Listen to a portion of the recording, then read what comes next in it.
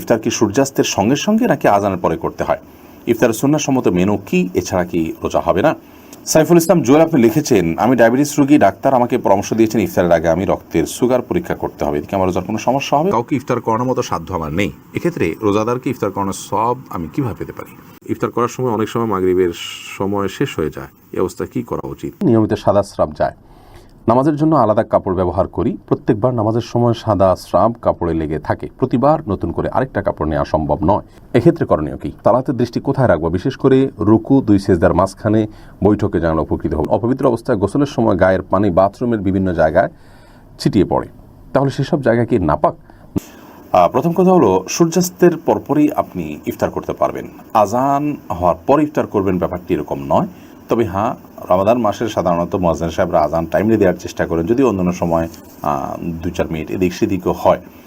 তো ইফতারের সম্পর্ক সূর্যাস্তের সাথে, সূর্য অস্ত গেছে, আপনি নিশ্চিত হয়েছেন সূর্য এখন ডুবে গেছে আর নেই, দেখা যাচ্ছে না, তাহলে সেক্ষেত্রে আপনি ইফতার করতে পারবেন, ওটা ইফতারের সময়। আর ইফতার সুন্নাহ সম্মত মেনু হলো খেজুর কিংবা পানি। বিভিন্ন হাদিস থেকে আমরা জানতে পারি নবী করিম সাল্লাল্লাহু আলাইহি ওয়াসাল্লাম খেজুর দিয়ে ইফতার করতেন, বিশেষ করে কাঁচা আদা পাকা যে খেজুর আছে, রুতাব বলা হয়, এগুলো দিয়ে। তো এগুলো হোক বা সাধারণ খেজুর হোক, সেটা দিয়ে ইফতার করা সুন্নাহ। আর যদি খেজুরের ব্যবস্থা না থাকে কারণ, তাহলে পানি দিয়ে ইফতার করাটা হলো সুন্নাহ। আর ইফতার ছাড়া রোজা হবে না এরকম কোনো কথা নেই, ইফতার ছাড়াও রোজা হবে। আর এগুলো ছাড়া অন্য কোনো কিছু দিয়ে আপনি রোজা ভাঙলেন, যেমন আপনি বুট মুড়ি খেলেন বা অন্য কিছু খেলেন, তাতে আপনার রোজা হয়ে যাবে ইনশাআল্লাহ বিদিনিল্লাহ, কোনো অসুবিধা নেই।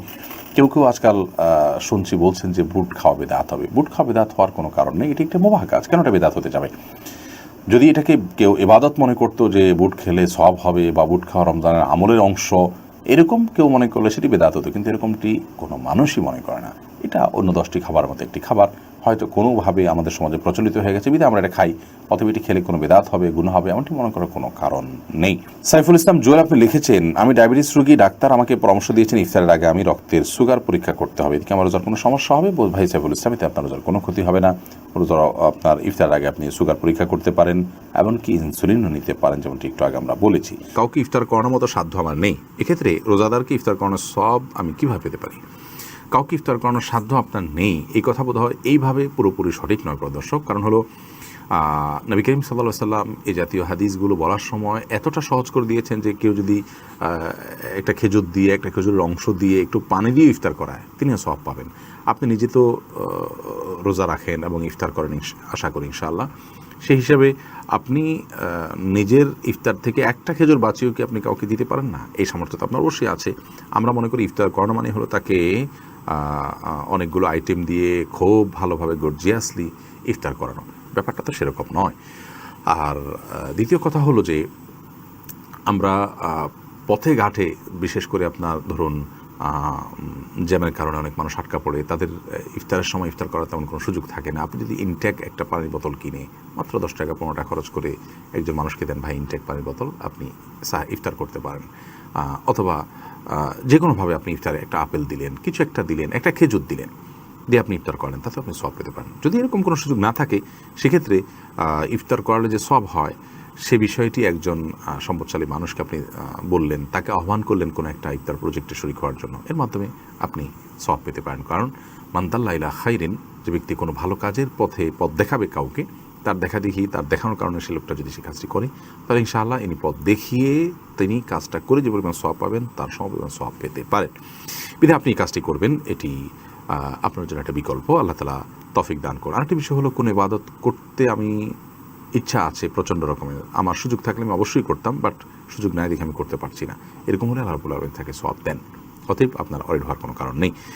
ইফতার করার সময় অনেক সময় মাগরিবের সময় শেষ হয়ে যায়, এই অবস্থায় কী করা উচিত? মাগরিবের সময় শেষ হয়ে যায়, এই পর্যন্ত ইফতার করেন, কত সময় ইফতার করে মানুষ? এত সময় ধরে কি মানুষ খায়? সচরাচর মনে তো হয় না। 2, 5, 10 মিনিট, 15 মিনিট, 20 মিনিটও যদি লাগে, আধা ঘন্টাও যদি লাগে, তাতে হয়তো মাগরিবের সময় শেষ হওয়ার কথা নয়। বিধায় রোজাও হবে, নামাজও হবে ইনশাআল্লাহ তাআলা। নিয়মিত সাদা স্রাব যায়, নামাজের জন্য আলাদা কাপড় ব্যবহার করি, প্রত্যেকবার নামাজের সময় সাদা স্রাব কাপড়ে লেগে থাকে, প্রতিবার নতুন করে আরেকটা কাপড় নেওয়া সম্ভব নয়, এক্ষেত্রে করণীয় কি? বন্যুঝা, দেখুন, যদি নিয়মিত আপনার অপবিত্র কোনো কিছু শরীর থেকে বের হতে থাকে এবং প্রত্যেক ওয়াক্তের জন্য আপনি আলাদা আপনার অজু করে সালাত আদায় করেন, তাতে আপনার সালাত হয়ে যাবে। কাপড়ের বিষয়টি হলো যে অনবরত যদি হতে থাকে এবং সালাত অবস্থায় হতে থাকে, তাহলে ইনশাআল্লাহ ওই কাপড় 5 ওয়াক্ত সালাতের জন্য 5টা কাপড় পরিবর্তন করা আপনার জন্য আবশ্যক নয়। যদি আপনার জন্য সেটি সাধ্যের বাইরের বিষয় হয়, তাহলে সেক্ষেত্রে একটা জিনিস আপনি করতে পারেন যে কাপড়ের যে অংশে লেগেছে সে অংশ বা আনুমানিক কিছু অংশকে শুধুমাত্র ওইটুকুকে ধুয়ে আপনি দিয়ে দিলেন, পরবর্তী সালাতের আগে আগে সেটা শুকিয়ে গেল, তাহলেও সমস্যার সমাধান হতে পারে। সালাতের দৃষ্টি কোথায় রাখবো? বিশেষ করে রুকু 2 সেজদার মাঝখানে বৈঠকে যেন উপকৃত হবে। দেখুন, সালাতের সচরাচর আমাদের সেজদার যে এরিয়া এর ভেতরে আমাদের দৃষ্টি থাকবে, সেজদার জায়গায় দৃষ্টি থাকবে। আর রুকুর সময় সেজদা, অথবা অনেকে বলেছেন যে 2 পায়ের যে মাঝখান, সেখানে আমাদের দৃষ্টি থাকবে। আবার 2 সেজদার মাঝখানে যখন বসবো তখন কোলে আমাদের দৃষ্টি থাকবে। সেজদার দিকেও থাকতে পারে, দোষণীয়, কিন্তু কোলেতে থাকবে। আর সাধারণ অবস্থাতে সেজদার দিকে আমাদের দৃষ্টি থাকবে। অপবিত্র অবস্থায় গোসলের সময় গায়ের পানি বাথরুমের বিভিন্ন জায়গায় ছিটিয়ে পড়ে, তাহলে সেসব জায়গা কি নাপাক? না। একে তো হলো যে প্রথম যে পানিগুলো ছিটিয়ে পড়ছে, এরপরে আবার ভালো পানিও পড়ে সেগুলো ধুয়ে যাচ্ছে। আর এক্ষেত্রে আপনার পুঙ্খানুপুঙ্খরূপে যে জায়গা পড়লো সে জায়গা পানি পড়লো কি না, এগুলো আমাদের এতটা গভীরভাবে দেখার কোনো প্রয়োজন নেই, কারণ এইভাবে মানুষ বেঁচে থাকতে পারে না। অনেকের সূচিবায়ুর কারণে এই সমস্যাগুলো হয়ে থাকে, যে তিনি সন্দেহের মধ্যে ভুগতে থাকেন তাহলে সব জায়গায় নাপাক কিনা।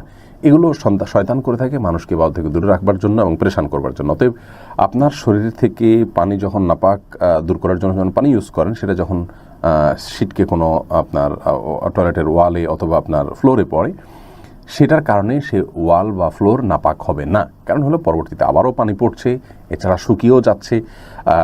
পানি শুধু তার উপর দিয়ে ঢালা গেলেই সেটি পাক হয়ে যাবে। অতএব সেটা নিয়ে পরেশান থাকার কোনো কারণে সেটিকে পাক ধরে নিতে হবে।